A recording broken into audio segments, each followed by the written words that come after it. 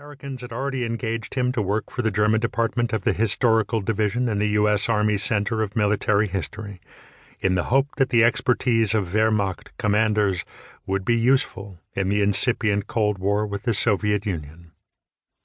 In a pamphlet published in 1949, Halder denied that Hitler had any military talent whatsoever, dismissing him as not a military leader in the German sense, and by no means a field commander.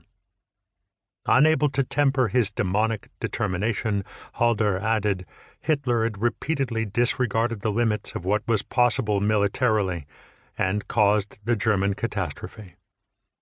One obvious function of that narrative of the strategically incompetent Führer, divorced from all reality, was to exonerate people like Halder himself.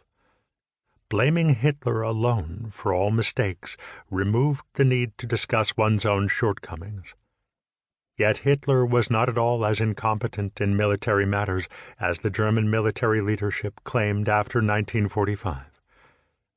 The course of the Second World War directly reflected the man who started it.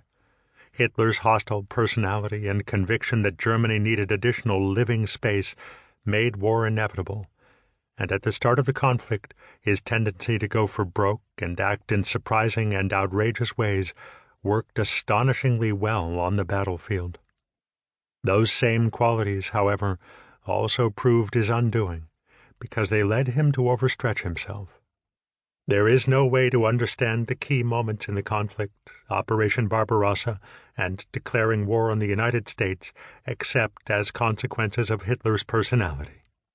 Meanwhile, his role as field commander gradually overwhelmed him, so that he could no longer call upon useful traits, such as strategic flexibility or ruthless realism. And once things began going wrong, they rapidly spiraled out of control, as Hitler's alternately hot-headed and intransigent responses, constantly dismissing his military professionals, ruling out tactical retreats, only made the situation worse.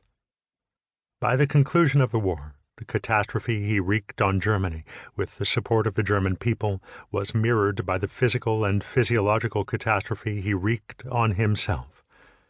Germany ended up in ruins, just as its Führer ended his life as a complete wreck. In no way does this make Hitler or a small group of Nazi elites exclusively responsible for German atrocities between 1939 and 1945. Like most high-ranking Nazi functionaries, German generals styled themselves as victims of Hitler who had not been able to override his commands, and they laid the blame for crimes against humanity in Poland and the Soviet Union squarely at the feet of Himmler and Heydrich's SS death squads, the Einsatzgruppen. The Wehrmacht leadership and the units under their command, it was claimed, knew nothing of the atrocities. It was not until two widely visited historical exhibitions staged by the Hamburg Institute for Social Research in 1995 and 2001 that the myth of the Wehrmacht's clean hands, tenaciously maintained for decades, was finally discredited. In the wake of the fierce debates that followed, in particular after the first exhibition, historians published a series of studies proving, beyond doubt, that numerous Wehrmacht units were involved in Nazi crimes against humanity. Today there is no longer any debate among historians about the character of Nazi Germany's campaign against the Soviet Union, Operation Barbarossa, as a historically unprecedented, racially motivated war of conquest and annihilation. This all means that, by necessity, this volume will pay special attention to the relationship between Hitler and the Wehrmacht elites. How did the commander-in-chief exercise his role as supreme leader, and in what ways was the general staff involved in his strategic decisions? To what extent did Germany's generals support Hitler's criminal aims, and what efforts did they make to either promote or hinder them?